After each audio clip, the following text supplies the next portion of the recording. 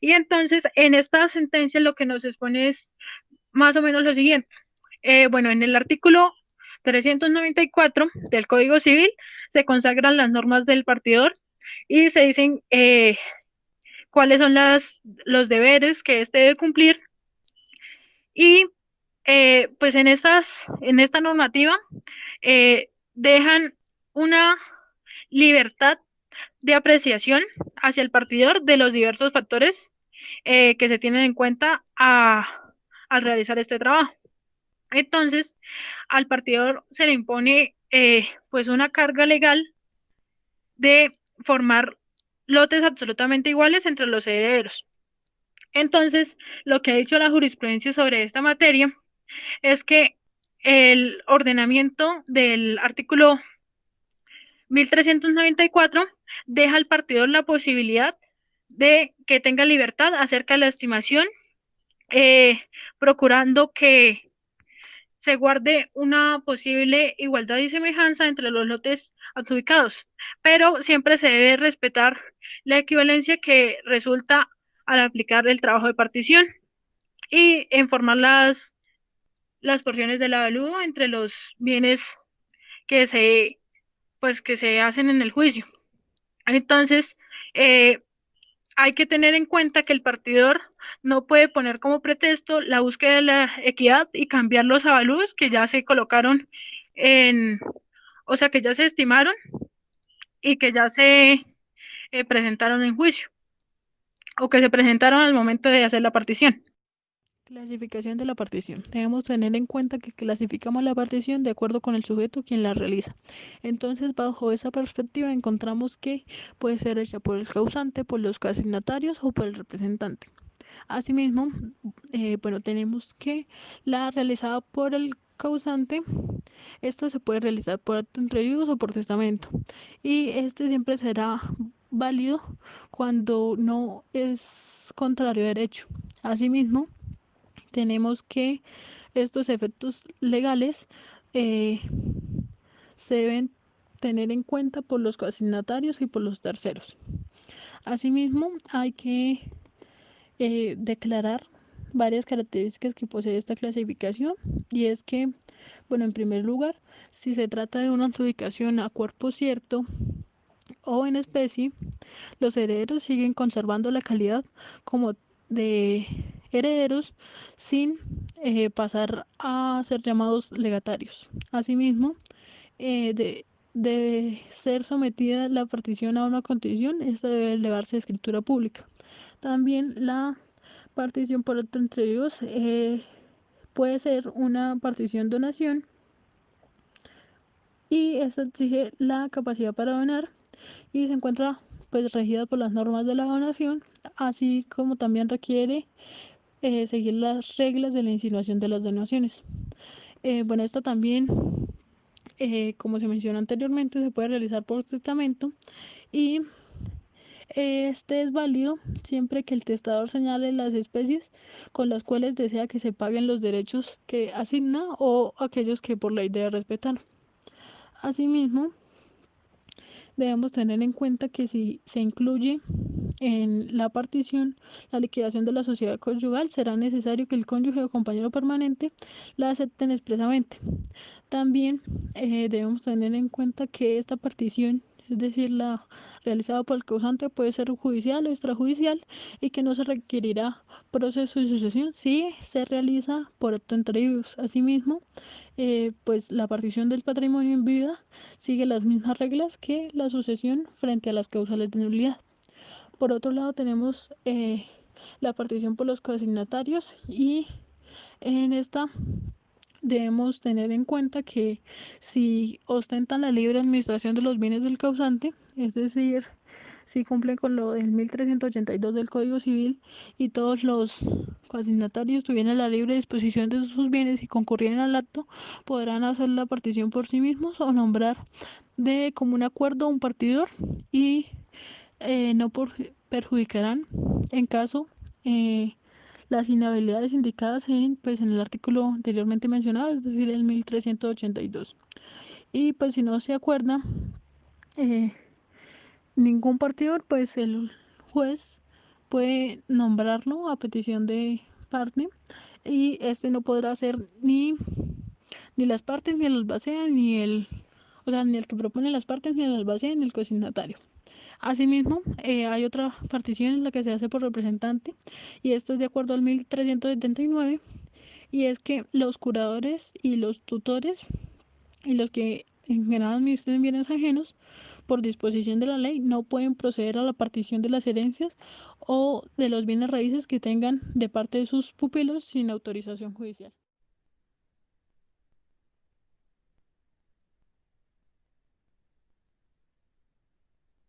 Ahora bien, tenemos que hacernos la pregunta de quién puede pedirla y frente a eso podemos colocar dos respuestas supremamente generales y es cualquier coasignatario de cosa singular o universal.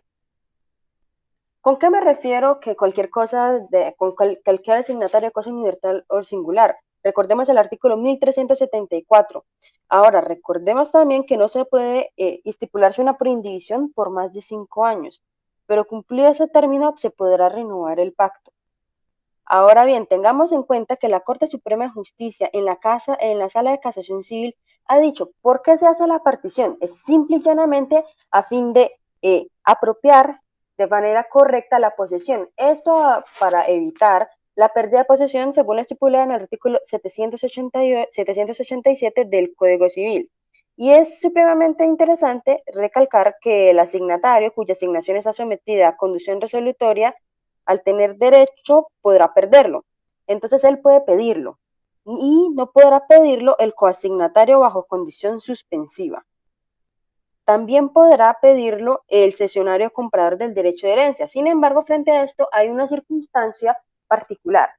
¿Por qué? Porque se supone que cuando se enajena un derecho de herencia se hace por escritura pública. Así que la persona que haya adquirido este derecho tendrá que presentarse ante juez o notario para que se le reconozca el derecho. Una vez reconocido el derecho, el cedente no podrá solicitar la acción de partición. Y finalmente, que se une al coasignatario, también se encuentran los herederos de este en caso que fallezca. Eso sí, la partición y la adjudicación de bienes, la hijuela será a nombre y a favor del coasignatario fallecido. Bajo esta breve explicación de quién puede pedirla, continuaremos explicando cómo se realiza la partición. ¿Cómo se realiza la partición? Primero, se determina la existencia de las asignaciones forzosas que por ley se han dispuesto, como es en el caso de las deudas por alimentos, la porción conyugal, los gananciales, las deudas hereditarias, etc.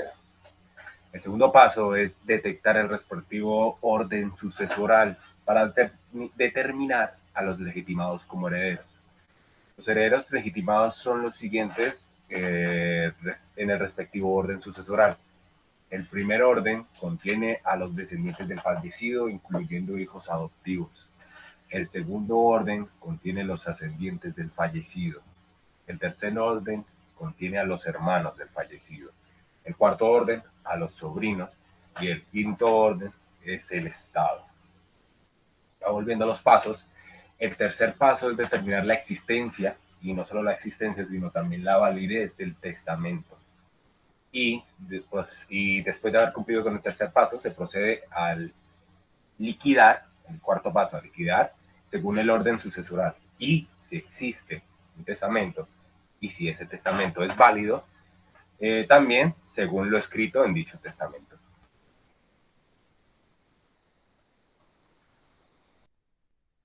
Ahora pasaremos a los vicios que pueden afectar la partición. Muy bien. ¿Cuáles son los vicios que pueden afectar la partición? Tenemos lo que es la rescisión de la partición.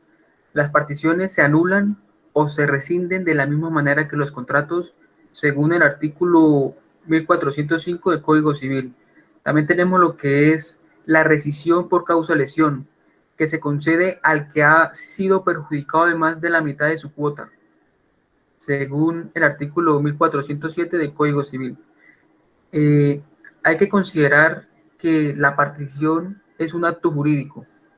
Al momento de que el juez apruebe la partición, Puede haber vicios procesales o vicios sustantivos. Los vicios procesales será una nulidad procesal que se rige por las disposiciones procesales. La aprobación de la partición solo tiene por objeto ver si se ajusta a las reglas legales. No tiene fuerza de cosa juzgada, aunque existe jurisprudencia que afirma lo contrario. Vicios sustantivos, como error, fuerza o dolo. De acuerdo con el artículo 1406, el haber omitido involuntariamente algunos objetos no será motivo para rescindir la partición. Aquella en que se hubieran omitido se continuará después, dividiéndolos entre los partícipes con arreglo a sus respectivos derechos. Luego, si la falta de inclusión de la cosa o bien es involuntaria, no hay lugar a anulación, pero significa que cuando la omisión es voluntaria, sí se podría rescindir la partición.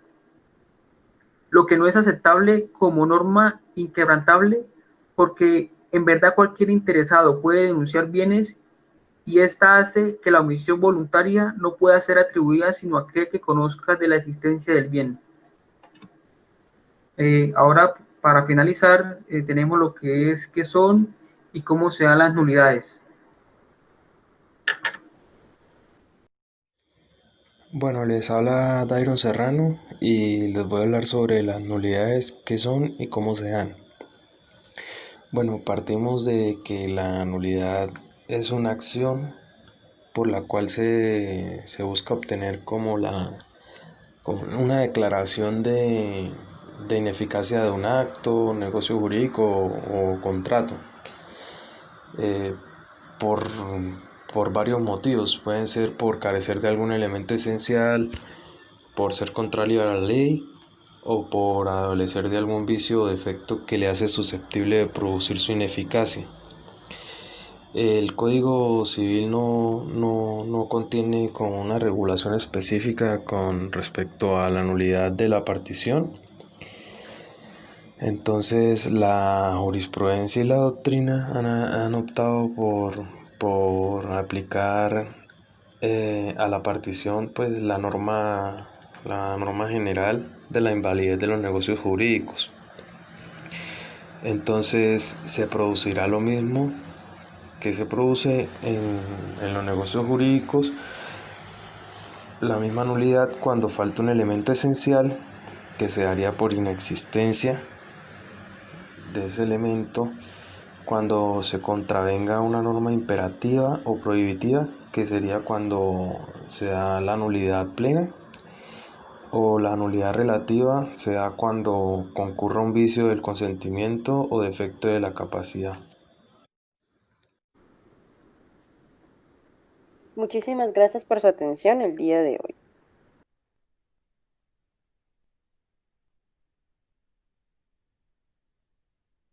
Ya alguien que corte, por favor. Pero pues yo siento que salió bien.